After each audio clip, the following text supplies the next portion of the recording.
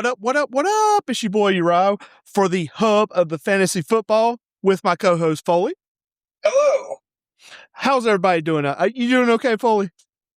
Well, look, I wanted to give a quick shout out to our tens of fans. Saw a big rocket up on our playlist. So, I mean, hey, I'll take it.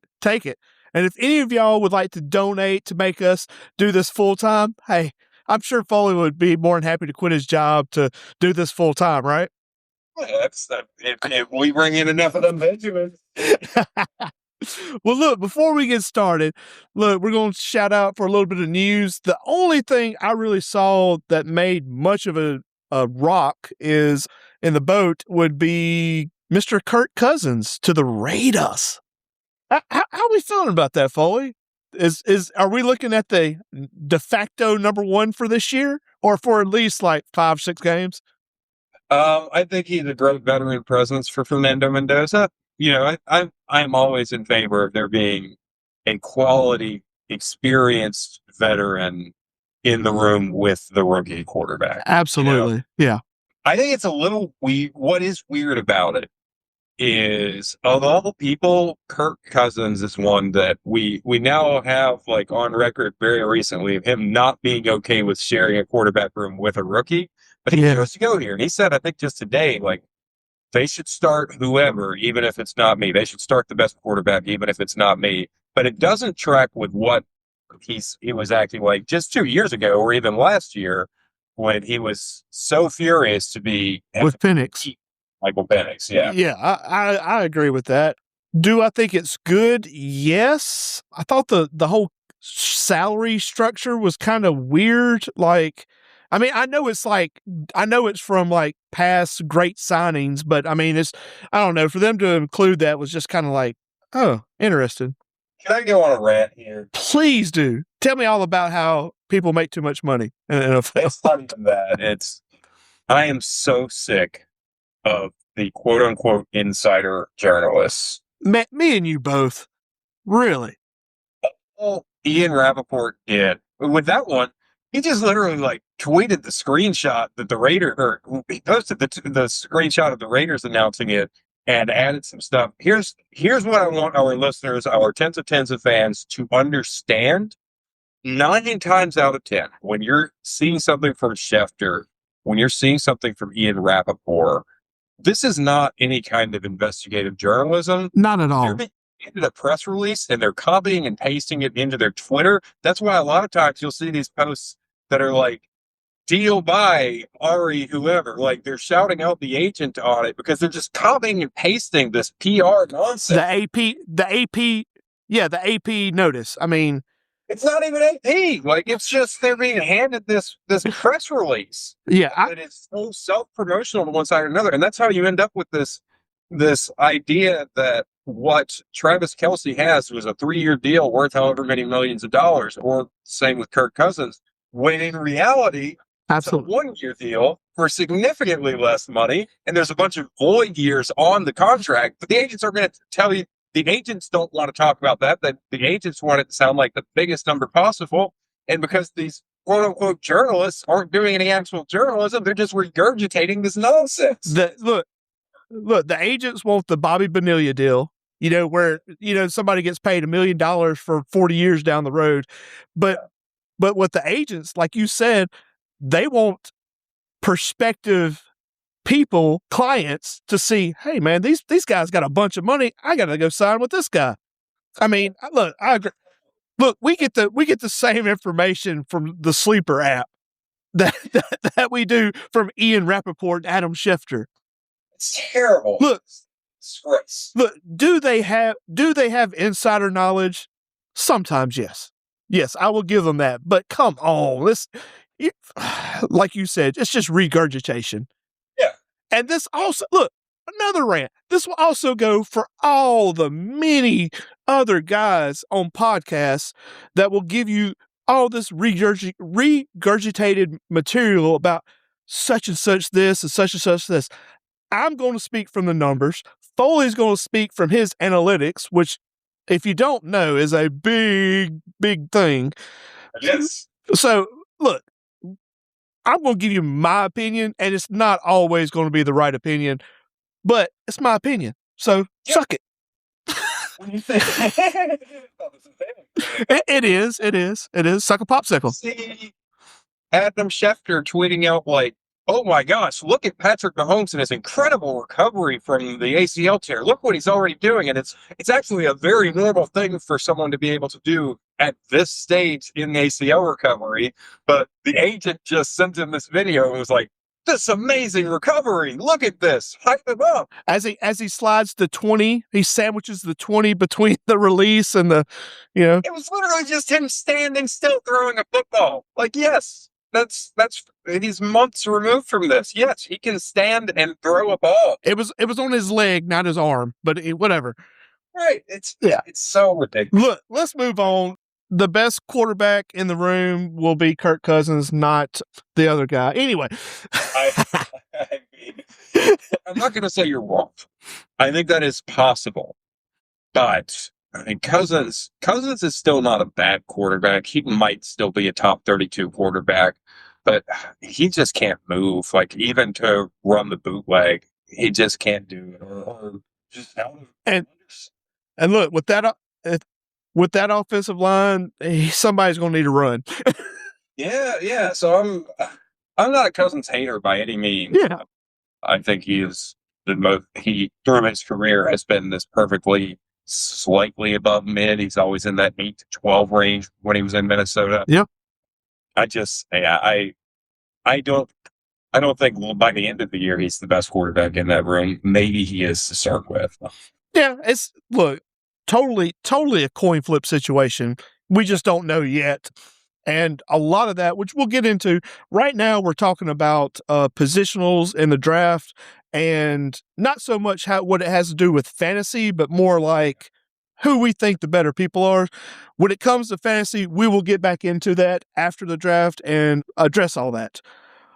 So, just say to all of our haters who will eventually come back with receipts on some of the things you and I have said. Oh, absolutely. I have some takes. We've gone through quarterbacks and running backs already. I have had some takes that you have disagreed with. You've had some takes that I've disagreed with. But what I do want to remind everyone is that the best scouts in the world are right 60% of the time. The worst scouts in the world are right 30% of the time. So it's like, 60 in school is a failing grade. The reality is nobody's great at this. Nobody. I think most people, I'm 50 or 60% hit rate, but that's still I'm still wrong. It's not good. Yeah. Look, and I think we've always addressed this on this podcast. Do your own research. Be your own person. That's what we do. Are we great? No, but you always, yeah. Nobody great at this. Yeah. Anyway, we're not going. I'm not going to go down that road. But let's move on to the wide receivers of 2026. I would like to preface this whole thing by saying this draft is going to be a boom or bust draft. I don't think, in general, I do not think anybody is just blowing there's one person that blows my socks off in this draft, and that's it. And it's in a position that no NFL team really values in today's game. That's Jeremiah Love. What? Yeah. I think he's the best not positional player that is valued. You know what I mean? Like, everybody's valuing like left tackles, and there's not really a left tackle in this draft. But I think I'd give it to Sonny Styles. But again, that's a position of. Yes, and you could argue. We'll get into it. You could argue. Well, we already have. But you can get into. Was he a rusher in college? No, but I feel like this whole draft is. He could be great, but yeah, that's my concern with Darnell Reese. I agree with you. There's a ton of people that we're going to talk about some of these wide receivers. Oh yeah, we're going to get into it to make it make sense. Including number one. Like, do we want to start? I'm sure we both have the same number one. I will caveat, as much as like with running backs, I go zone and gap. I go even crazier with wide receivers. I've got them into 4 distinct categories. So my rankings are really all over the place here. So But I think I agree. Carnell Tate. Yes, sir. All right. Do you want to go into it? Well, I'll defer.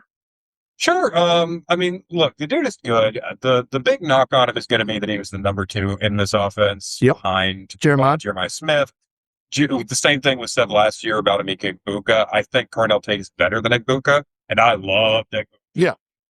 He's such a route. His ball skills are phenomenal. He did not drop a single pass this year. He's, I think, the only wide receiver who can say that. So he's very, very good. A lot of people are going to say he's just a Z. He's a little bit light. I know he didn't have a good 40 time, but he's faster than his 40 time shows. Yeah. I have mostly good things to say, but the only negative things, like the reason even he is a little bit of a projection is I think he can be a very, very good X wide receiver, but he didn't really play that. He always played the Z. Yeah. And again, like he was always the number 2. So you have to project that he can step up and be a number 1. So, I'll go with my pros. I mean, he produced the last 2 years. So, I mean, I have to, from a numbers point, I got to take that. Second, he's an Ohio State wide receiver. Brian Hartline has produced some phenomenal wide receivers. He's not a burner. That's a con. But he runs a phenomenal route tree. So good. But, like you said, number 2, not playing in the best conference. It's okay conference.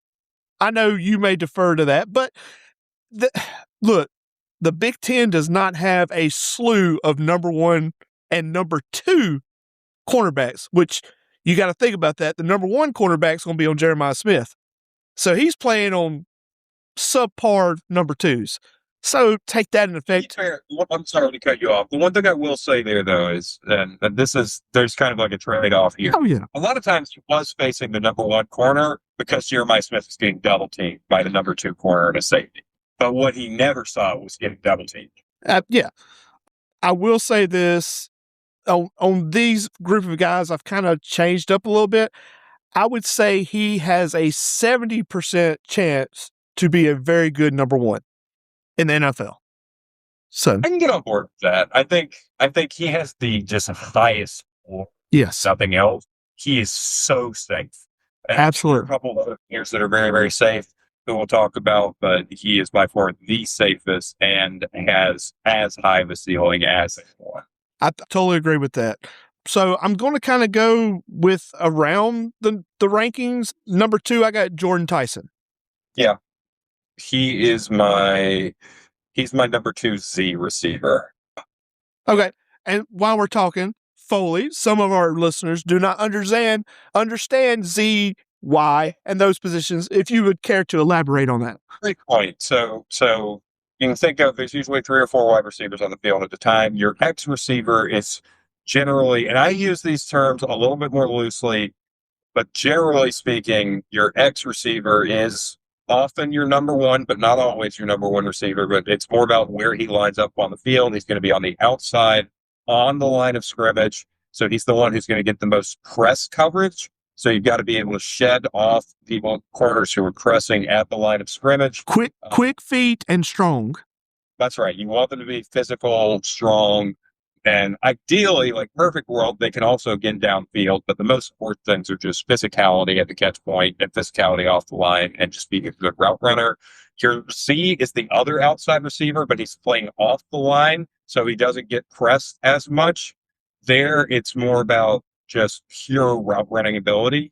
Ball skills are a little bit less important because there's going to be fewer contested catch situations. Just being a good route runner, if you're fast, all the better. I really like a fast Z.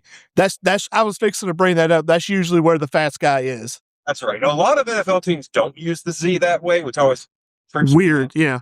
I like a very fast Z, and then you have the slot receiver, who is, what it sounds like, he's more going to be your yards after the catch a lot of times, or at the very least, smooth the chains type of receiver. Then I also have a 4th bucket I'm trying out this year, which is just pure deep threat. I don't care if they're good at anything else. They just get behind the defense. Your Khalif Raymond types or your Rashid Shaheed types, those types of guys. Like, can you just be, if I already have a pretty good wide receiver room and I just want one extra weapon to take the top off the defense once or twice a game, Alec Pierce maybe. Yeah. That's my fourth bucket. That's going to be the guy in fantasy football that has 2 catches for 30 yards. Exactly. Yeah. He could be 2 for 90 and a touchdown, or he could be 2 for 30 and that's it. You love him for basketball and you'll hate him for regular fantasy. So Jordan Tyson, what I got is he produced when he was healthy. Yeah, that's the thing. 33% of his college career, he was hurt. So saying that, also not a great conference. Take that to effect. Not a whole lot of great teams to play against. And then the thing I put is he has a 60% chance to hit. Okay. I like these percentages you're doing. I really like that. That's a nice touch. Thank you. I agree. Like he's a very, very good route runner. He's super twitchy in a way, but he's also pretty fluid, not just twitchy. But it's what you said. The injuries are so bad. He's dealing with a hamstring right now. Still hasn't ran. Yeah, he hasn't run because I mean it was back in the fall that it was October that he had this hamstring injury, and apparently still bothering him, and that worries me a lot. But Yes. On field, when he's healthy, I really like him. I keep thinking about, and it took him a couple of years to break out, but he finally did. Michael Wilson was a wide receiver who I loved when he came out, but he had this very long injury history that scared teams off. But we see him now. We see what Michael Wilson did this past year. Won me a championship. I think the skill sets are a little bit different between these two. But yeah, the injuries are a concern. But if he's healthy, he could be great. He could be. Yeah, and again, I don't have like just a straight 1 through 30 of all the receivers, and that it's alignment dependent and where they end up. But I think he is one of the top wide receivers in this draft class if he can stay healthy. All right, let's move on to, I got Makai Lemon. Yeah, that's I think that's most people's number 2, honestly.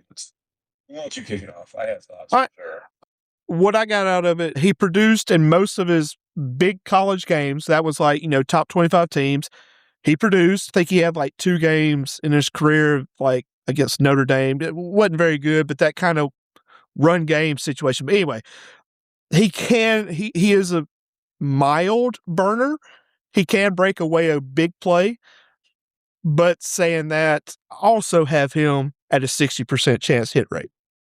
So I have like a ceiling comp and a floor comp for him. Okay. And look, the guy that most people are comping into, I don't quite agree with it. Most people are comping into Amon-Ra St. Brown. No, I don't see that. I mean, I swear it's just because they went to the same school. Probably. Just be a lesson to our listeners. Yeah. It is so easy to compare players to other people in the same position that went to the same school. Yes. Don't do it. That's lazy. We're going to talk about, I'm just going to go ahead and say, we'll talk about Malachi Fields later, and everyone's comparing him to Michael Pittman right now. It's just because they went to the same school. Stop it. Stop doing it. Bad. But here's what I will say. I like Lemon. Some people love Lemon. I like Lemon. I have some concerns about him. I don't even know where to begin. I'm just going to start with my comps, okay? Best case scenario, he's Puka Nacua. Okay. Worst case scenario, he's Khalil Shakir with some off-field issues. I agree with that one. So yeah, let's get that out of the way. He did get suspended for part of one game because of violating some team rules. He is also, if you watch any of the interviews he had or his press conference at the draft, this dude just seems like a psychopath, and I say that in respect. Yeah, I'm sorry, like you said, like his questions, it was like, "What did you think about the game?" And he was like, "Man, that Lamborghini was awesome." He's like, "What? What are you talking?" I mean, it's just random, just like you said, psycho stuff. Wide-eyed, and maybe he was just really, really nervous. The reports are that he was the same way in like one-on-one interviews with scouts. So that wide receivers have this tendency already to be psychotic. Is he another Jermaine Burton? I don't know. I'm not saying that, but there's at least some character concerns. I was thinking Antonio Brown. A little, a few hits to the head. Yeah, you got to worry about that, unfortunately. What I will say, most people are projecting him just as a slot receiver. I actually think he is more than that. He has been best in the slot for sure, but I actually like him as this sort of inside-outside player who rotates between slot and the Z. He's not an X receiver. He's not physical enough for that. He did that. I think he had one game where he tried to play the X this year and it went horribly. Like he just could not handle press coverage. But he can be kind of physical at the catch point. He's very small. He's not as small as I expected him to measure in at, but he's still small. He's 5'11", 192. So he's like stocky, but a little on the shorter side. But he's a very good route runner. He does most things well for the sort of inside-out player, which is what Puka Nacua is. I think he would be. He has the chance to be a very good number 2. Yeah, the chance. Yeah, or again, like I think he even could be number 1. I'm not saying that's the most likely thing, but it's in his range of outcomes to be a very good number 1 like Puka Nacua. But even if he fails, assuming he doesn't end up getting suspended, assuming he doesn't go crazy, let's just assume that's the case. I think worst case he's like Khalil Shakir, which is ideally a number 3, but can work as a number 2. So all right, so let's move on. Okay, so this is where we're going to start getting off the rails. This could go. I'll just start with somebody you enjoy, Omar Cooper. Yeah. So the floor is yours, sir, because we will disagree. Okay. He's one that I like a lot. I want to like him more than I do, but I do like him a lot. And he's one that I actually think is a much more fair comparison to Amon-Ra St. Brown. Not saying that caliber. I'm not saying that caliber of player, but that style of player. Or you could even say Olamide Zaccheaus if you prefer. Who is a worse version of that same style. I'll give you that. He's a big slot. He's 6 feet tall, 200 pounds, but he was almost exclusively out of the slot this year. I ended up not even projecting him. Like I didn't put him in my rankings for outside receivers because he just didn't play outside this year. He was strictly a slot player, but I do think he can live on the outside. So I think that's his tool bag. I mean, look, he's not the most polished wide receiver, but he was a slow build. I know this is something you hate, where he wasn't throughout his career awesome. He had his best year this year by far. I think double. Yeah, way above. Yeah. And I know that bothers you. It doesn't bother me as much. It's something like I clock it, but I don't let that be the end of the world for me. Let me see where I have him. I'm not crazy on him. To me, he's not quite a first-round wide receiver at this point. No. I see him as a second rounder. A lot of people like pick him in the first. There are other slots I like more, including Makai Lennon.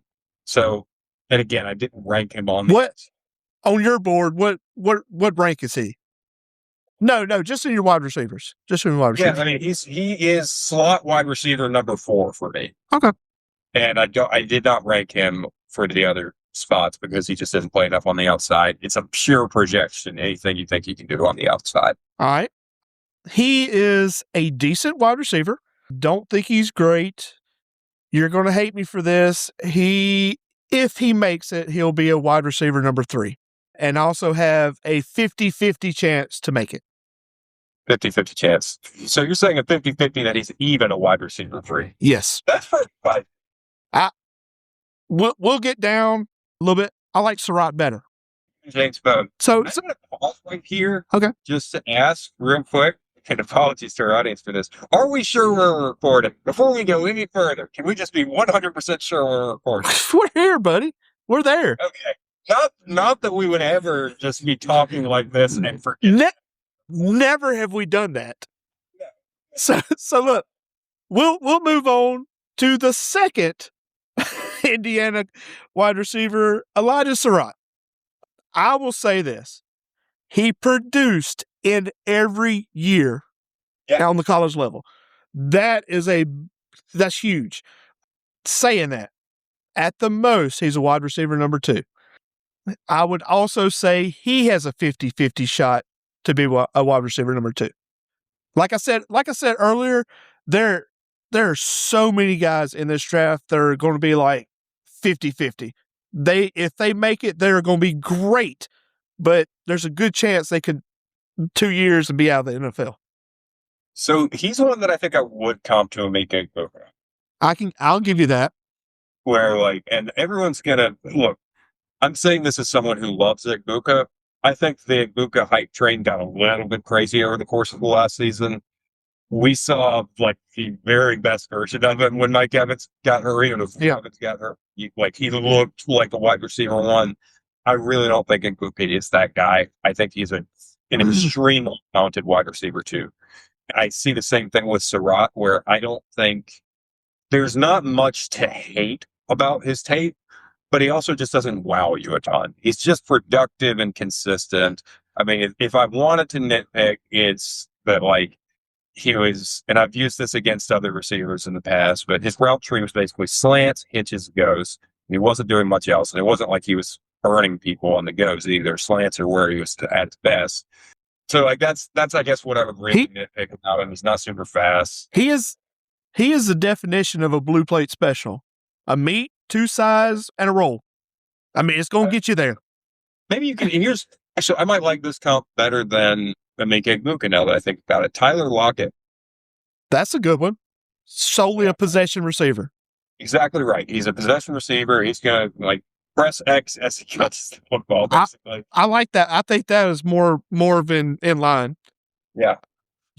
Let me see where I don't even remember where I have Surratt ranked. So let me check that. I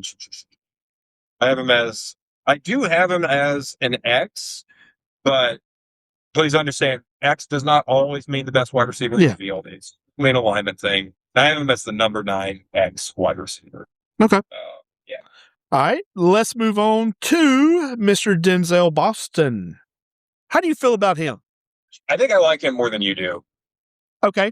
Go ahead. Tell me why. I just think, he is one of those really physical guys. I know, when I see someone like that, I immediately want to comp them to Mike Evans, and he's not as big as Mike Evans, but he's not small. He's 6'3", 210, 212, something like that. And he's very, very physical. He's also faster, I think, than Mike Evans, but he just has this physical play style. He's big. He's good at the catch point. He really is a bully at the catch point. Mm-hmm. Maybe you could compare him to Drake London or George Pickens. Those are guys that also come to mind for me.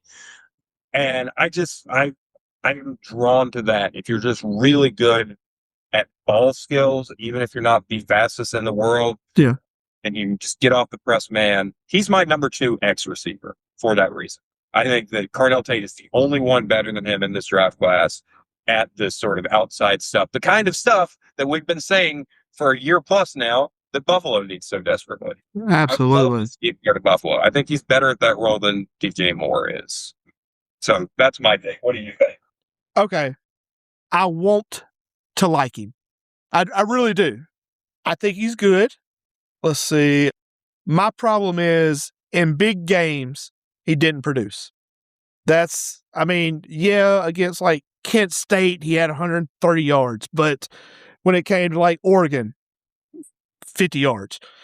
And don't quote me on the stats. I'm just pulling that out of my butt.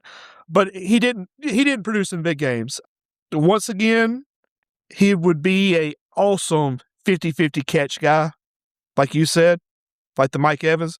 Great at that position, but can he make it to that? You know what I mean? Like the routes and all that. But I got him at the most a wide receiver number 2, and once again, he is a 50-50. Yeah, at this point, they're probably all 50-50s. I'm not going to say you're wrong on that. Oh, I got some diamonds in the rough, my friend. I know one that you love. Yes. I wish I loved, but I don't. I hate it. So why don't you go ahead and cue up the next one? I will bring out my good friend, Mr. Casey Concepcion. And when you say You gotta say conception. Let me just say, he seems like a phenomenal human being. That's good. I appreciate that. Just bringing out the good in people.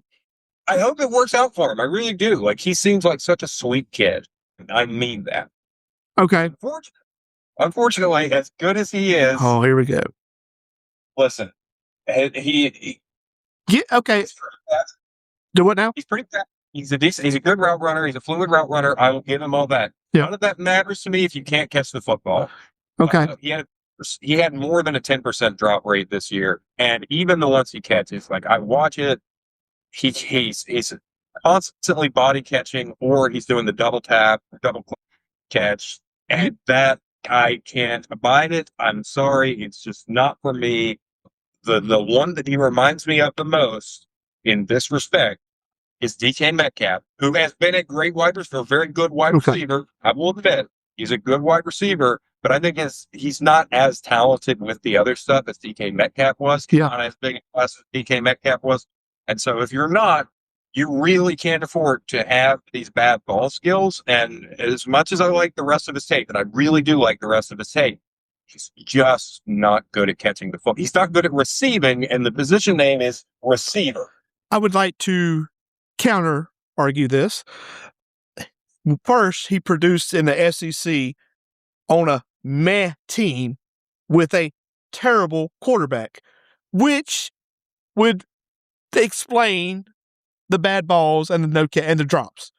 So that's what I'm saying. Saying that, I would like to comp him to Devontae Smith, and I think he has a 60% chance to make it. That's all I got. Don't do that. You don't see Devontae Smith? I see it. It's there. I mean, you got to squint your eyes a little bit, but he's there. No, I don't guess I ever would have thought of Devontae Smith. I see players who are, I'm sorry, I've already used this comp once, kind of. No, I didn't. I guess I didn't actually use this comp, but I mentioned his name earlier. Alec Pierce, but smaller than Alec Pierce. Yeah. You're not quite as fast as Alec Pierce, and also worse ball skills than Alec Pierce. The ball skills was because of his terrible quarterback. No, that doesn't matter. It does. Bad quarterback doesn't mean you're catching with your body. You're catching with your chest. You're doing the bobble catches. Bad quarterbacks don't lead to 10% of the ones that hit you in the hands. Yes. Up on the ground. Yes, they do. They absolutely do. None of these hit you in the hand. Whatever. All right, go. We'll move on. Since I pulled one out of the bottom, I'll give you your shot. Oh, okay. I wasn't expecting the chance to do this. Because my next two are further down in the list, and that's the only ones I. Let me give you a weird one, and we'll come back to some of the bigger names that maybe neither of us actually like. But I'm going to give you a weird one. I'm going to give you Skylar Bell. I like him. I do. He's very sneaky. He is, and I think he can play really anywhere on the field. He's skinny. That's the problem. He's a little skinny to be playing outside, but man, he was really, really productive. I think he's the best slot receiver in this class. I'll start there. I want to see him in the slot. I think that is where he's best. He's got to put on some weight to be that slot. He is thin for sure. Let me get an updated measurement on him. A couple of hits by the linebackers, and he's going to be Honestly, he put on some weight. He ended up weighing in heavier at the draft than I expected. Yeah, so he came in actually 192 at the combine. Oh, okay. I get that. He's fine. 5. He's fine. Yeah, I think that's fine. And I mean, he passes the test to not be too small, right? Yeah. And having done that, I know the competition thing, which you care more about than I do. But I get it. He played at UConn. It's not great. I still like him. I can get back. I can get past that. And you'll. I got two more that you'll be like, oh, okay. So yeah, he was so consistent, and he was very good with the ball in his hands, yards after catch. He's really good at that. He doesn't just get tackled as soon as he catches it. So, and I think he's just tough to cover when you have him on in-breaking routes, especially. it's really hard to keep up with him. So I'm a big fan of Skylar Bell. All right, so I'm going to take one. Shout out Mississippi, Chris Bale. Really good wide receiver with another terrible quarterback. And another big problem, even though I also like him. Go ahead. Oh, the injury. Oh, well, yeah, I still like him though. I think once again, and saying all this, he's a wide receiver 3 if he hits, and I got him as a 60% chance to hit. Yeah, he's one that, like, it bothers me. It doesn't sound like he's going to be ready to play week 1. Yeah. Like, that's my only concern. I really like, otherwise, assuming he recovers from, it was an ACL tear, assuming he recovers from it well, I think he's great. I think he's big. He's fast. He's not just fast, but he's generally athletic. He's got some agility as well. His ball skills are fine. I like him a lot. If it weren't for the injury, I would. He's a first round draft pick. At one point, I did have him as a first round draft pick, and I'm going back and forth. Like, do I move him out? I got you. Yeah, injury. But I'm with you. I like him a lot. I have him. Where do I have him? I guess not as high as I thought, but I still do like him. I have him as the number 7 X receiver. I guess I accounted for the injury. Yeah, so I have him as the number 7 X wide receiver. And like I said, I don't have a ton bad to say about him. Just the injury. Yeah. Just the injury. Yeah. All right, go ahead. Give me another one of your guys. All right, I'm going to pull deep from the well here, but this is one of my guys, and it shouldn't necessarily be a surprise. But I already said Skylar Bell. Sorry, Bryce Lance, brother of Trey Lance, North Dakota State. Couldn't cut it in the SEC, so he stayed at North Dakota. Is that the same? Is that the same guy we're talking about? I love his quarterback, and I love him too. I mean, look, I get it. Level of competition. Fine. I think he's also just loyal. Like, his brother went to school there, so he's going there too. This dude is a freak athlete for sure. I mean, these are his I know Underwear Olympics, whatever. I think this is interesting sometimes to talk about. You know who else was a freak athlete? Robert Nambijiki. Yeah, the guy who jumped out of the window to steal some milk. Yeah, that guy. He was a freak too. So go ahead. 6'3", 204, 4.34 40 time. Sounds great. Beautiful, fast, and big, and he played like it. Like, he played very fast and very strong at the same time. That's what I'm a sucker for. Division 2. But go ahead. I get it, and that's why he's not going to be a first round draft pick. Like, I understand. That's why he won't be that. But he is just so big and strong and fast, and I'm a sucker for that. Like, anytime you start to look, if you have the build and athleticism of Randy Moss, yeah. I'm going to say, who also went to a smaller school, and Calvin Johnson went to a smaller school, not Division 2, granted, but still, smaller schools. I love all the best wide receivers in the NFL actually went to Jerry Rice, Randy Moss, Calvin Johnson, all went to small schools.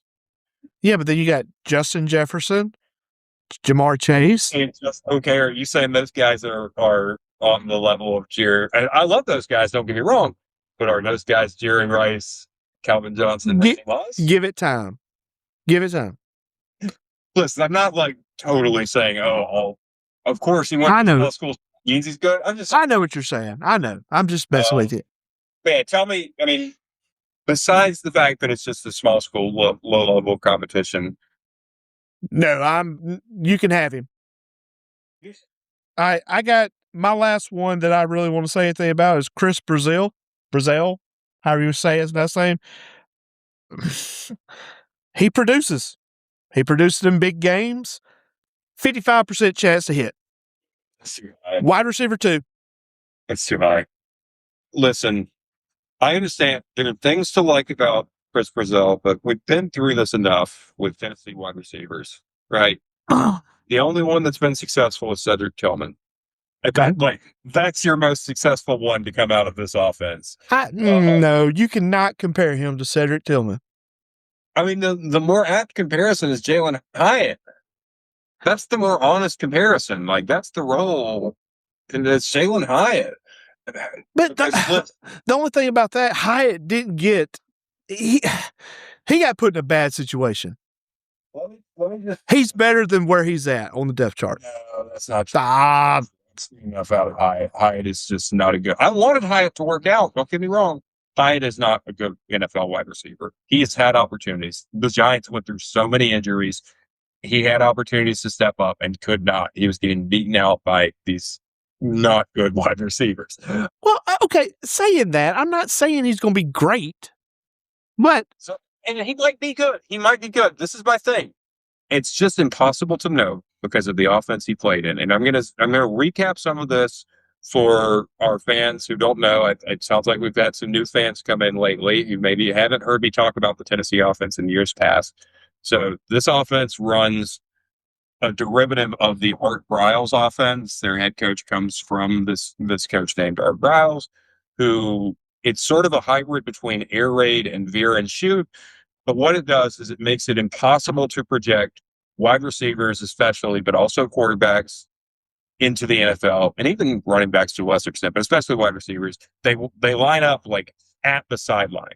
Yeah, and that was what Raza was doing all year. He was lining up all the way over at the sideline at a wide enough split that you'll just never see in the NFL.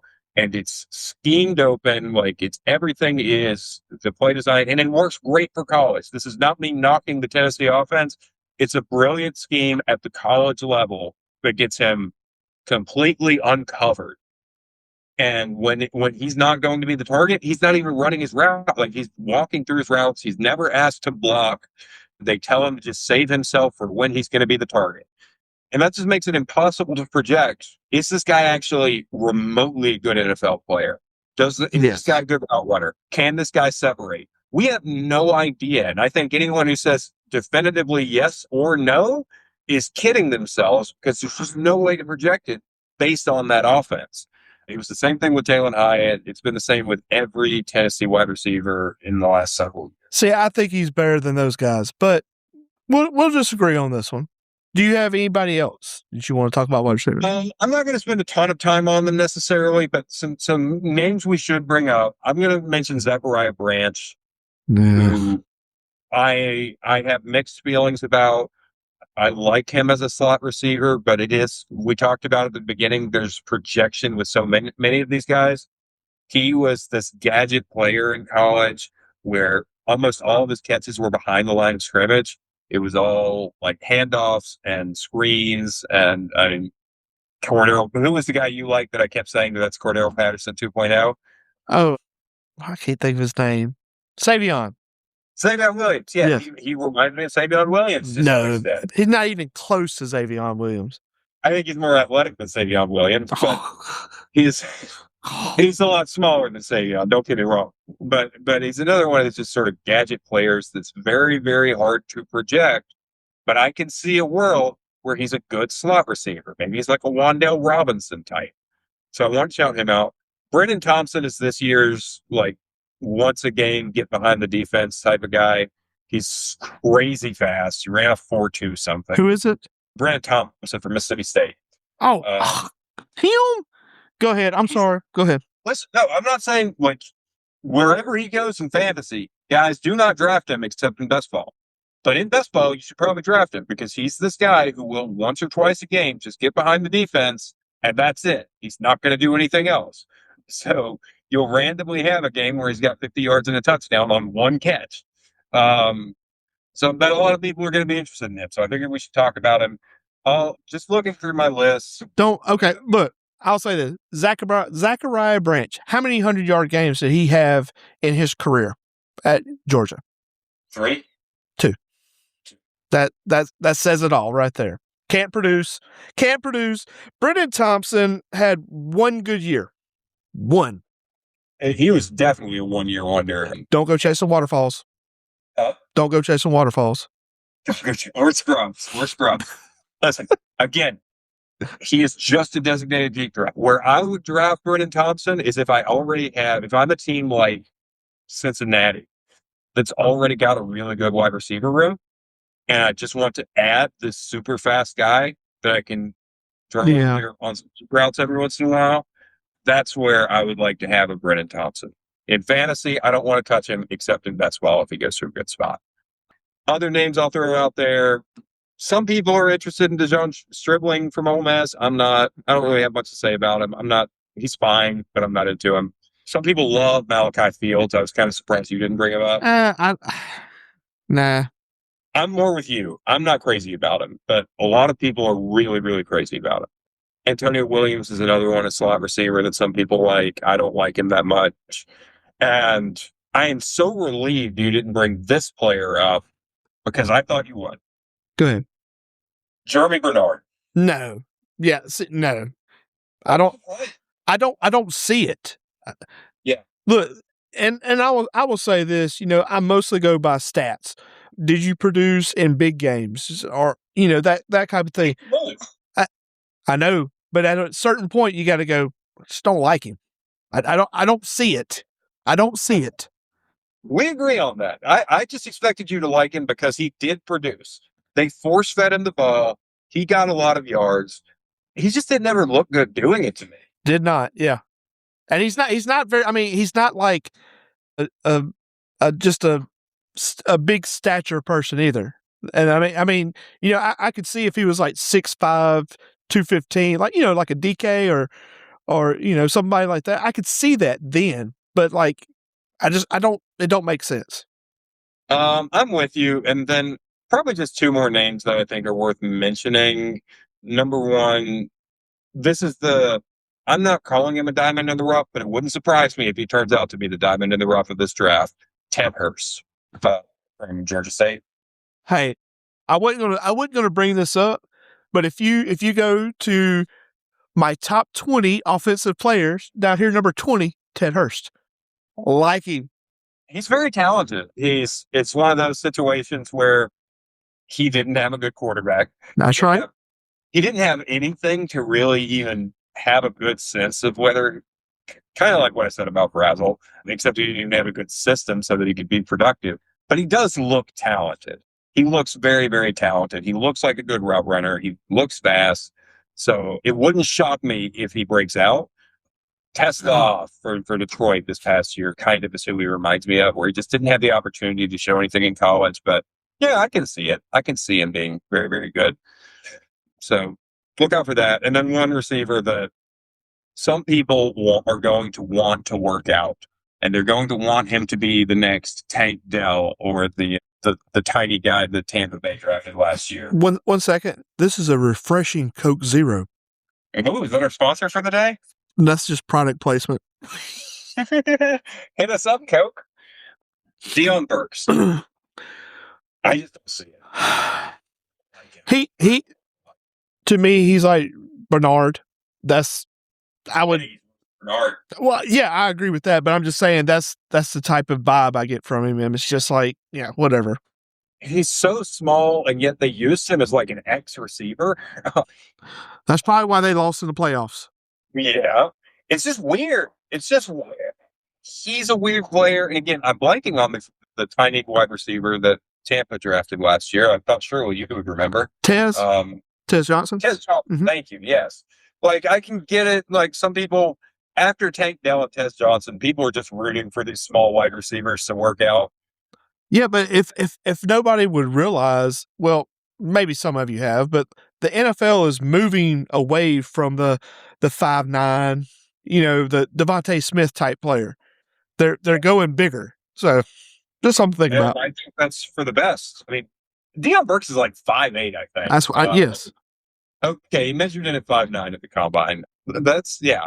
I really thought he was 5'8". He is tiny. 5'9", 180. But he ran a 4.3, and people are going to latch onto that. Listen, please don't latch onto these 40s. Just please don't. No. All right. Yeah, and the rest aren't worth. I mean, I can just call out names on my list, but they're so low. It's like Caleb Douglas is, I think, terrible. I don't like Jacoby Lane, CJ Daniels. Well, I mean, there's a bunch of them that you could go, it could happen, but that's yeah. Yeah. All right, let's move on. What? Yeah. All right, let's move on to my favorite position, the tight end. Yeah, you're a big fan of tight ends in general? I like me a tight end. Anyway, I think the consensus would be Mr. Sadiq, correct? You know who else likes tight ends? Mike Vrabel. Hey, Whoa. Come on now. All right. So Sadiq, the only thing I can really say is prospect. Could be Kyle Pitts. Could be a big bust. I can't think of a bust right now. you think Kyle Pitts is that a good thing or a bad thing? That kind of is what it is. So saying that, look, he's got a 50-50 shot. He could be. I think it's going to be terrible. A draft. What is it? I think a team's going to waste a draft pick in the first round, like in the top 20, and get him. I don't see it. Now, if he got like third round, great, but he's not a first round tight end. Yeah, I mean, I think there is probably a point in the first round where it is worth the gamble on him, but I have huge reservations about Kenyon Sadiq. I do too. I think you've kind of come around where when we talked about him earlier in the season, you liked him a lot more than I did. I did. I think we're on the same wavelength. Yeah. I mean, look, let's start with the good. Athletic freak of all freaks. All right. We've talked about some athletic freaks today. Nobody is like Kenyon Sadiq. He is one of one. Yeah. Again, this is where I've not referenced the combine in our first two shows nearly as much as I am this one, but I think this demonstrates 6'3", 241, 4.3940. Record for tight ends. No tight end has ever run a 4.340. I don't think any tight ends ever ran a 4.440 before this year. So he just shattered that record. Okay, that's who I was. Jermaine Burton. He was a tight end, wasn't he? No, Jermaine Burton was wide receiver. Never mind. Who am I thinking? I mean, he's like Kellen with. I mean, I don't know. I like him. I just don't like where he's going to be taken. He's he's 50-50. And this guy, like, it's hard to call him a tight end, but I don't know what to call him because I don't think he's a true wide receiver or even a slot receiver. When I watch him, I do not see a slot receiver. And I don't see it. When I watched Kyle Pitts in Florida, I saw an X wide receiver. Yeah. I don't even see that. He's a pretty good blocker. I would give him that. I don't know if he's an NFL caliber. I don't think he is. And look, all the people that I'm going to bring up, there's not one good blocking tight end. I've got a couple, but they're not the ones that are going to be fantasy relevant. That's for sure. Yeah. Certainly, probably the next one we'll talk about is not a good blocker at all. But as far as Sadiq goes, I know positionless weapon usually doesn't work out in the NFL. Yeah. It's usually like we just can't figure out how to use him, even though we want the ball in his hands, right? Like, if you give him the Deebo Samuel treatment, give him a lot of, like, that's honestly part of me just wants somebody to say, you're a running back. Kenyon Sadiq is a running back, and we'll use him like a Christian McCaffrey style running back. That might be the best thing that could happen to him, but I don't think anyone's ever going to be willing to try that with him. No, it's because they're going the capital where they're going to draft him at. They're going to be like, he's got to be a tight end, and that's going to be his downfall. Like I said, he could be great, but I just don't see it. I don't either. And like his on the field stuff, yes, he produced a lot, and yes, he's a freak athlete. I think he was just pretty good at everything, but nothing wowed me. And a lot of people were wowed when they watched his tape. I was just never wowed. He wasn't like the best ever after the catch. There's another tight end who is better after the catch than him. He's never. I'm not putting him number 2. I can't. That's fine. And it's not like I love the guy that I'm referencing, but I'm just saying. So it's as much as one of the themes of today's podcast is these guys with projections. This guy is a huge projection. Yeah. So respectfully, Kenyon Sadiq, I wouldn't want it to be my team taking him. All right. So I'll bring up another, could be great, but probably won't. Michael Trigg. I did not see that coming at all. Yeah. Really good at routes. Really good. But not really good at anything else. Yeah. And saying that, I can't figure out a hit rate on him. I put down 45%, but then I scratched it out. But I don't know with him. I think it's lower than that. I mean, yes, I agree. He is best at the route running stuff. I see him as a big slot. Like, I just wanted to move to slot receiver full time. Yeah. Just Because he can't. He can't. not even a little bit. Yeah, I mean, I've got tight ends broken into three buckets. I've got blocking tight ends. I've got inline tight ends, which is what most people think of, that kind of do a little bit of both the receiving and the blocking. And then I've got big slot. I just want them out there away from the line of scrimmage or away from the offensive line. And he's in that third bucket. To me, he is a move or big slot.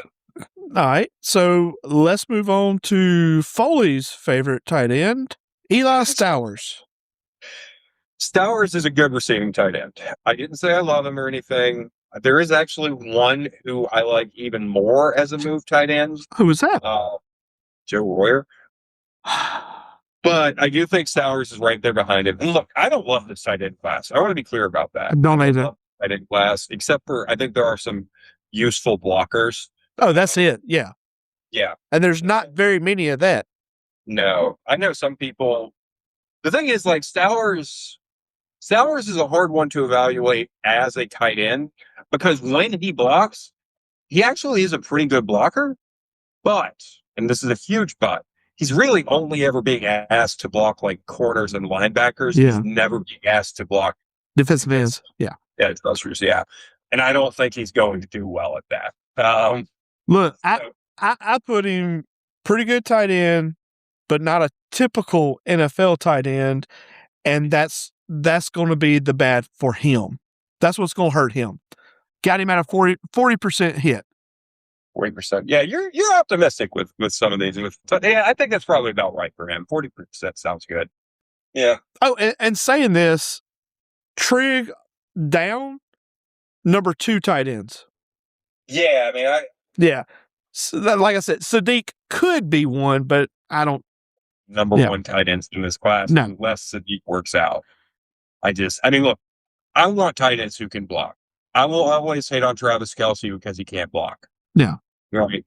I think Rob Gronkowski is the best tight end of all time because he was an incredible blocker on top of being unstoppable in the receiving game, in the passing game. And that's why I think like Tony Gonzalez is number 2. Antonio Gates. Antonio Gates wasn't a great blocker. I still have him like in the top 5, but Antonio Gates is not a great blocker. Let's be honest. All right. I got 2 more. And so you can, if you got somebody, you can throw them out there. I know you like Indiana. I'm going to go Joe Royer from Cincinnati. He's really, really good with the ball in his hands. That's why I like him as a move or big slot tight end. Like just yards after catch, he's phenomenal at it. He's willing to block. He's not necessarily a good blocker, but he's not afraid to block. But he's slow. He's not the most polished route runner, but he's good with football and moving with it. So that's all I'll say on him. Give me your names. Again, I'm not super excited about the top. I'll show a couple at the end, but your names are probably higher on most people's list. Tanner Kozel. Yeah. Great, really good catcher. Definitely a mismatch. He's 6'7", but he lacks everywhere else. 40% hit. I think Kozel is a decent, like, more classic tight end where you can do a little bit of both, which is nice. In a class that doesn't have a ton of those guys, he's all right at that. So my last one, I really like him, but I'm afraid he's not going to do very good. RJ Maryland. Yes, I really like him, but he's probably not going to make it. No, I wouldn't think. Stop it, dude. Stop it. That would be my diamond in the rough. I have him at 22. I ain't worried about where you have him. I'm telling you where I got him. I'm just saying. I'm joking. I respect you, man. I respect. I mean, hey, shout out to Uriah, who was singing the praises. We're not going to talk about the ones he missed on because he did miss on several, but he was the one singing the praises for Harold Fannin. So I'm just going to give him his flowers there for our audience. So if you want to shout out RJ Maryland, who am I? I'm just, like I said, he's probably not going to make it. I just like him. I want to like him, but yeah. That's just my shout out. Shout out RJ Maryland. Come on. Can we get some pod NIL money from you? Yeah, please, by all means. And look, I'll just tell you who I think is the best blocker in this draft class. And Ohio State. no, this guy only caught like 2 passes all year. Maybe more than that. It might have been more than that. But he was a very good blocker, and that is Max Bredesen from Michigan. Okay, yeah. He is just a very, very good blocker. And if that's all you care about, where you want a tight end that's basically 6 offensive linemen, Max Bredesen is your guy. All right. You got anybody else? I do. I just was waiting to see if you had. I have no one else. Although I do like, Max Clare? Yeah, a lot of people like Max Clare. A lot of people like Sam Roush. I was going to mention those two. I don't really care about them, but a lot of I don't either. Yeah. I like Max Clare more than I do Roush. I will say that.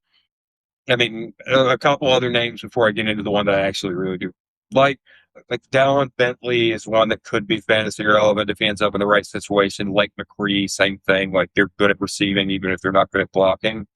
But then the one that I just really do like a lot, and you know this, Riley Nowakowski from Indiana. I'm sorry. Look, I understand why people don't see him as he's not my tight end one or anything. Yeah. At one point he was, and I did some reevaluation. You listened to reason. But I'm sorry. All I could think was Pee Wee Herman. I'm listening for a reason. Anyway, go ahead. Shout out Pee Wee. there's no reason he should be going as late as he's currently projected to go. Like, I think this guy should be a day 2 pick, not a day 3 pick.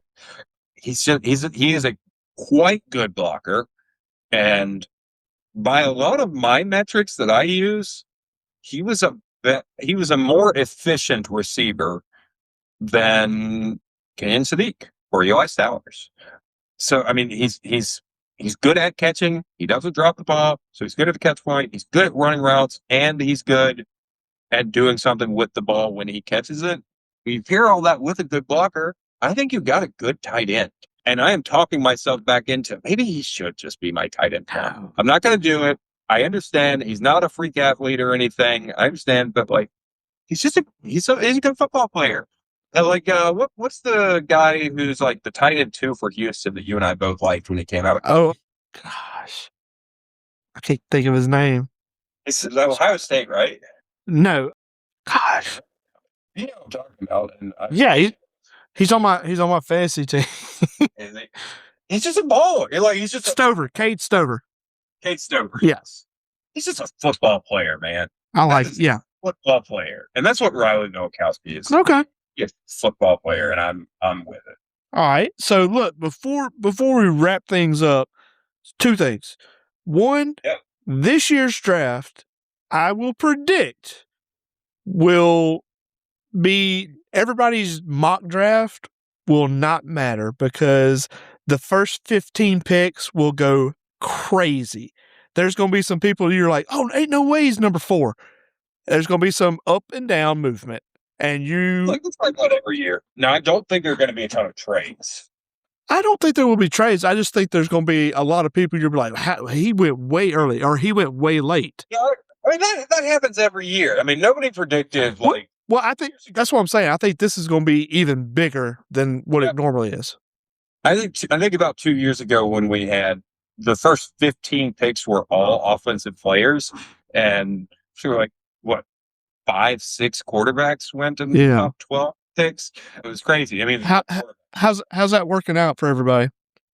Pretty well for everyone, but Atlanta. I mean, to be fair, and Minnesota, I guess. But to be fair, like Caleb Williams worked out. Jaden Daniels, if he can stay healthy, is good. That's question mark. Drake May worked out. Yeah. Bo Nix worked out.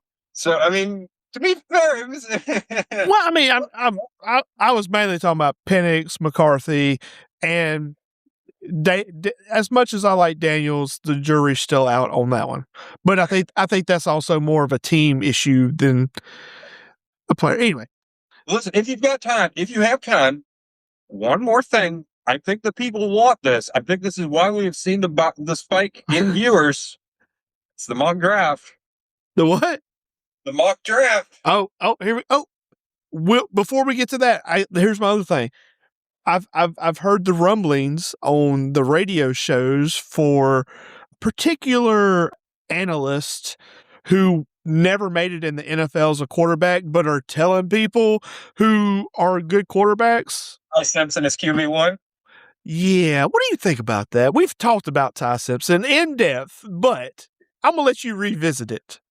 Yes. So for those who don't know, the man who once walked out the back of the end zone with the ball in his hands.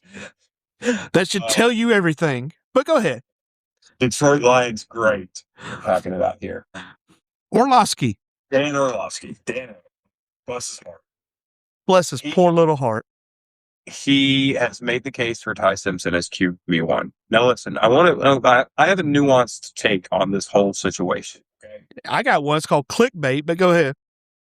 I do not think Ty Simpson is going to work out. This is the thing about, I'm glad you brought this up because I did want to say this. This is the thing about quarterbacks. As much as I just said at the top of like 30 to 60% hit rate, it's even worse for quarterbacks. Oh, yeah. Nobody really knows what works, what makes it to an NFL quarterback. Nobody does, right? If you were the kind of person who thought that Josh Allen would be a great quarterback, then you were not the kind of person who thought that, 5 other great quarterbacks would be great. Like, it's just, if you liked Josh Allen, you did not like Joe Burrow. We could say that, right? Like, I see where you're coming from, yeah.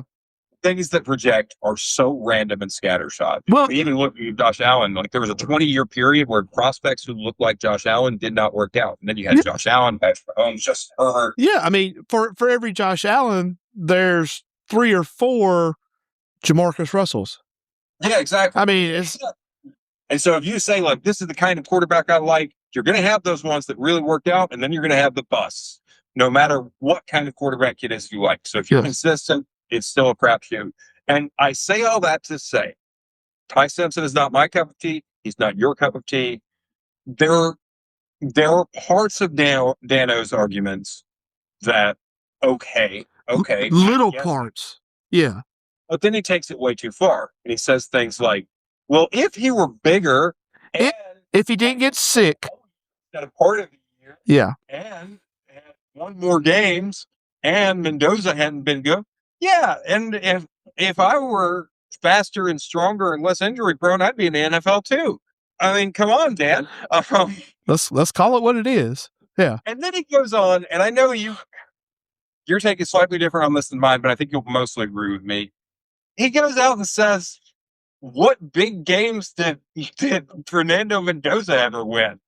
We're talking about the national champion here. The one look, the one thing I will give you about Fernando, he did win the big games. Did he perform well in the big games? Was his stats good in the big games? No. But he won. And that's what matters. He is a national champion, and can't nobody take that away from him. However, I don't like him. I know you don't. But Dano's take, parts, again, there were little parts of it that I found reasonable, even if I disagreed with. I disagree with what he's saying, but I'll defend to the death his right to say it. Yeah. And he went too far.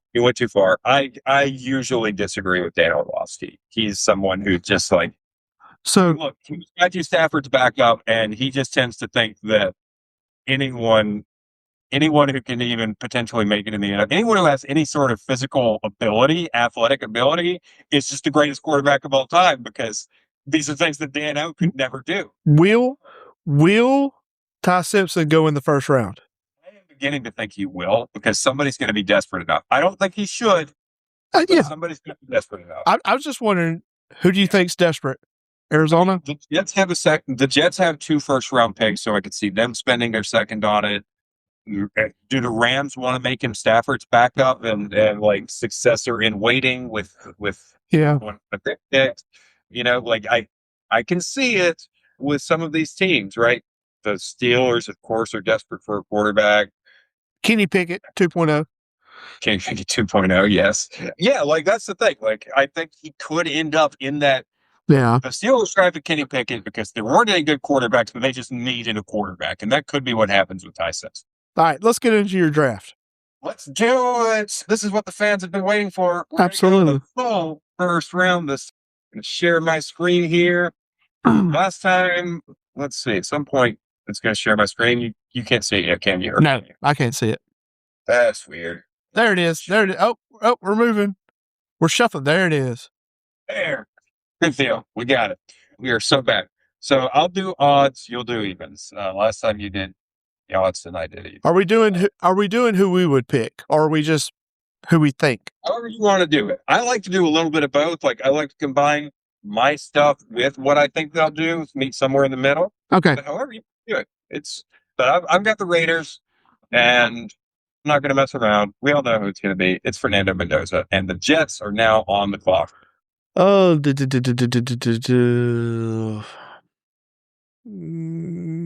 me Reese. Arvell Reese, again, a projection player. Everyone thinks he's going to be able to play the edge. I don't know if he can or not. Probably he can. That puts the Cardinals on the clock at number 3. And I am going to, every time it comes up, I've got to do it. I think Spencer Fano is the best offensive lineman in this draft. I think he's a tackle. He can play either side of the line. I'm going with Spencer Fano. Give me Love. And the Titans take Jeremiah Love at number 4 overall, like in the insane team that they are. And now the Giants are on the clock. And I'm going to say this is where let's do it. Sonny Styles, I love you, man.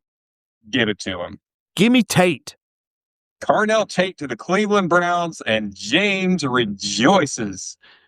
And now the Commanders are on the clock. They can't take Jeremiah Love, which I wouldn't have given them to anyways. They really need an edge rusher. I think it's kind of crazy that it's taken this long for the edge rushers to go off the board. I love Reuben Bain. I think he's a slam dunk pick for them. Give me Bailey. New Orleans Saints take David Bailey, who I think is also a great pick. And then the Kansas City Chiefs are on the clock. What do? Oh, man. You and I have talked about the fact that Thieneman might be a better safety than Caleb Downs. But I wonder if the Chiefs would look at Downs and just say, we can't pass up a guy like this. Look, I never get the chance to draft guys like this. Or Mansour Delane. I could see either one. Yeah, I'm going to give the Mansour Delane. They just traded away one of their corners. They're going to replace him with Mansour Delane. Give me Downs. I was fixing to say I would take either Downs or Thieneman right here. And so which one are you going with? Give me Downs. Yeah. Just keep him in Ohio. Cincinnati Bengals take Caleb Downs, then replace Jesse Bates after all these years. And that puts the Dolphins on the clock. They need everything. But you know what? Keep him in Miami. Francis Maui Noah. Maybe he has to kick into guard for them. I think that's fine, but he's a good trench player. Yeah, I like it when you can keep a player right in the same area. So Francis Maui Noah to the Dolphins. All right. Give me what's the other cornerback we like? What's his name? Give me the cornerbacks. Ooh. I love Chris Johnson, personally. Okay, I'm not taking him there. All right, go back to overall, or go to linebackers. Yep. I think Jacob Rodriguez is a perfect Dallas type of linebacker. Oh, but that's early. I mean, that's just BADP. Yeah. I know. Give me a defensive line. Right. Oh, give me Mesidor. Hakeem Mesidor, 28 years old. No, he's just like 24, but still. The Rams have their pick now. So a lot of people like them taking Makai Lemon. I don't really see it. Let me look at the tackles. Who do I like next? A tackle. I'm going to go too early for Caden Proctor. Some people will say yes. I'm going to say they probably like Monroe Freeling more. I'm going to give him Monroe Freeling, but I thought about Caden Proctor. Ravens. Give me Lemon. Makai Lemon to the Ravens. Oh, I hate that pick. That's another, still not solving the exact kind of wide receiver. I know, but I feel like they're going to have to take a wide receiver there. Yeah. I don't agree with it. Trade down, but whatever. The Bucs, there's a lot of different positions they could go. Do they take Kenyon Sadiq? I'd be so mad. If they get, but they probably will. 15 is where I think Kenyon Sadiq is in play.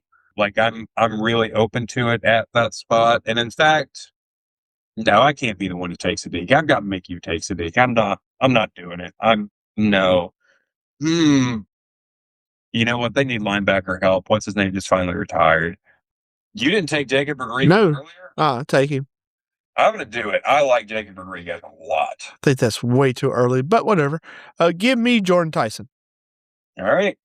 Hamstring it all to the Jets. I think he's a great compliment to what's his name? Garrett Wilson. Gosh, Thienemann's still there. Who they desperately need offensive line help. I don't care about anything else. We need to get them. Let's give them Caden Proctor, who can play tackle. He can play guard, whatever they need. Give me Thienemann. 100%. A lot of people are saying Thienemann to the Vikings makes too much sense. And the Panthers, again, I'm just not going to be the one to take Sadiq in this draft. I'm going to leave it up to you to do that. They would be the crackhead team to do it. I don't think they would. A lot of people are saying Sadiq to the Panthers. I've said this on the podcast already, but there is someone in that front office who hates tight ends. And so hates taking tight ends early. So I have a hard time seeing that they'll do it unless he just gets overruled. So, I mean, I don't love the spot for Carolina, though. This is kind of rough. Do we give them another wide receiver? Maybe. No, you know what? I like Kate McDonald here. They really wanted to go after last year, the guy that New England, Milton Williams. They really wanted Milton Williams last year. New England outbetted them. They're going to finally get their big defensive tackle in Kate McDonald. All right, give me Jared McCoy. Jermon McCoy. Let's see.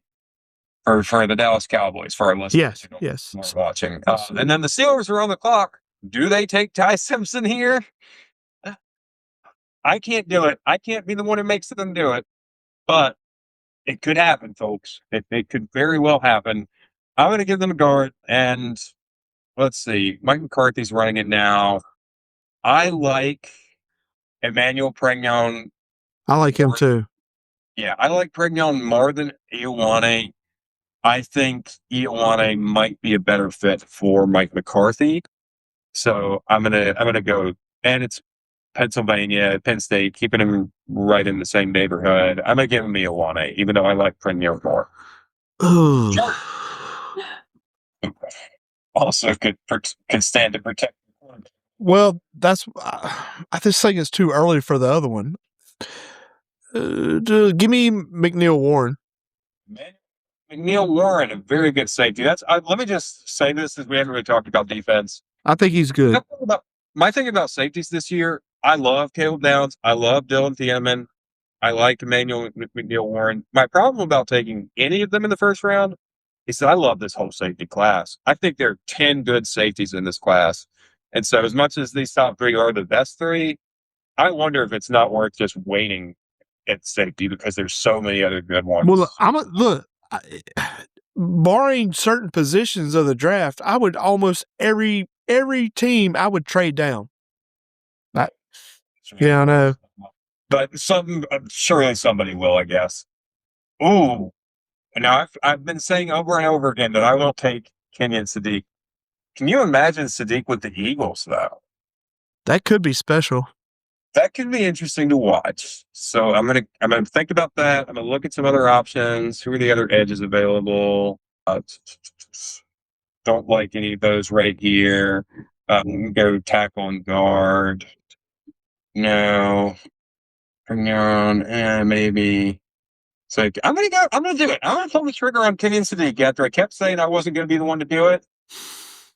I think he could fit in an interesting way in this offense. They might use him the correct way, as much as they like to complain about Philly and how they do things.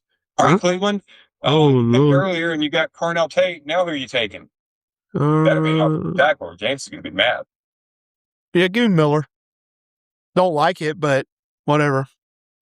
Yeah, but at the 24th pick, you shouldn't like somebody okay. That's what I'm saying. In this class, that's all you can ask for. Oh, Lord. That's just the way this draft class is. You know, I'll tell you this before saying that. I wish I took Carnell Tate off and scroll up a little bit. Yeah. Just go up, keep going.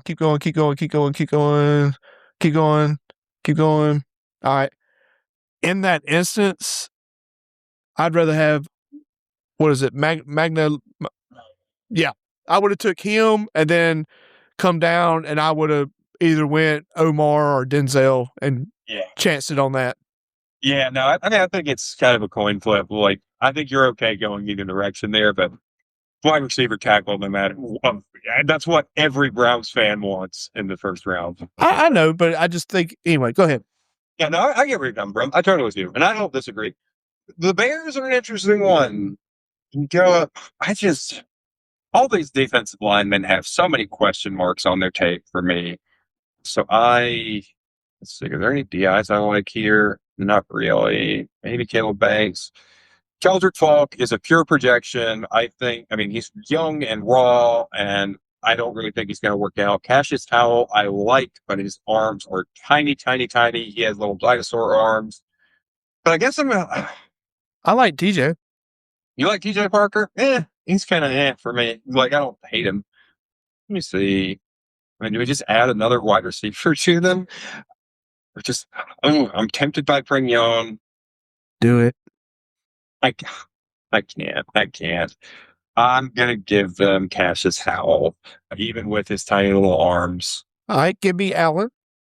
Yeah, you take CJ Allen, Buffalo, and then San Francisco's here, and these guys might be where I end up taking Emmanuel Pregnon, although I'm interested in Mark Cooper for them. I can see that being a good fit.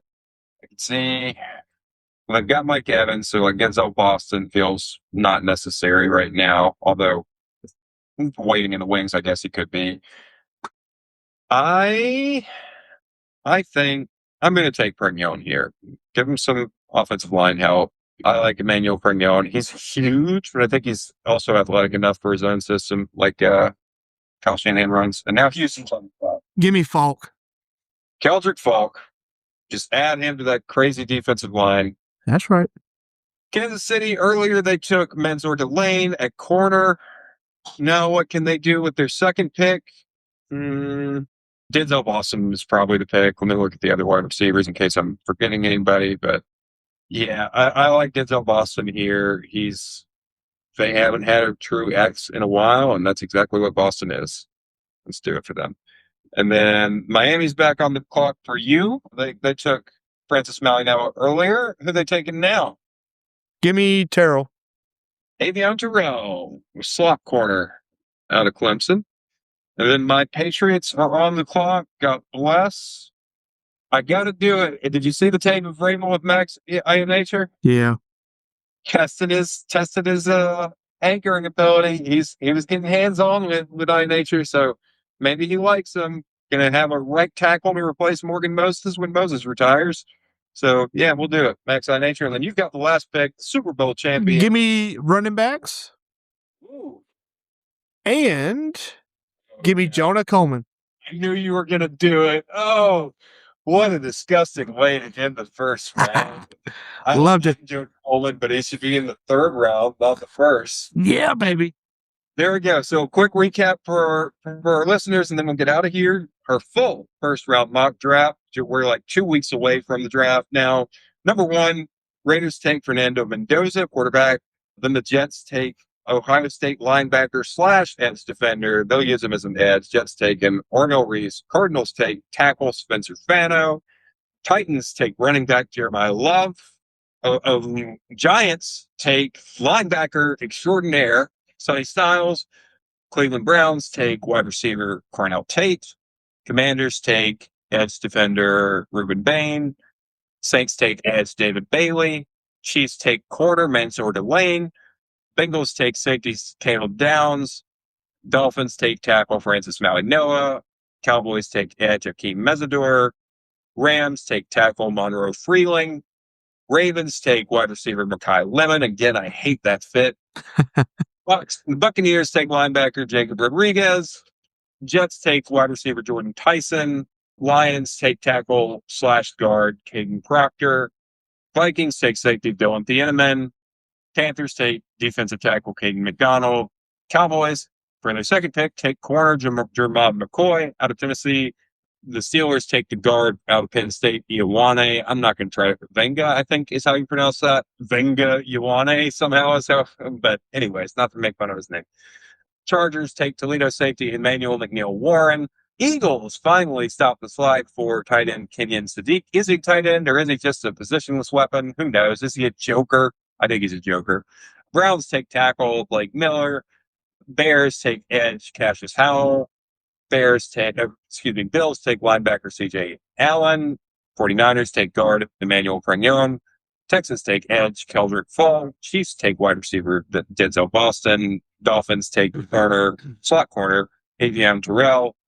Patriots take right tackle Max Ianature. And then to ruin this mock, Seattle Seahawks take Washington running back Jonah Coleman. I wouldn't take him anyway. Question. If you were the Raiders and the Jets said, we will give you number 2 and number 16 and our number 1 next year for your number 1 spot, would you take it? Realistically. I would be very, very tempted. Dude, I'd stamp that. Sit it in right now. Oh. The Jets have 2 first-round picks next year as well. You want 4 of them? No. I would just say I want a different 3. I don't want your 16 this year. I want your 2 this year, and I want both of your first-round picks next year. I would probably be okay with that deal. Okay. Not going to happen, but that's... Crazier things have happened. All right. Theoretically, next year's quarterback class will be better. And if you can have 3 first-rounders between 2 teams that are both expected to be bad, you have a pretty good chance of getting a good quarterback if someone like Lenore Sellers does actually turn out to be good. All right. Well, that's all I got. I will see you guys later, Foley. Happy drafting. Later. Bye.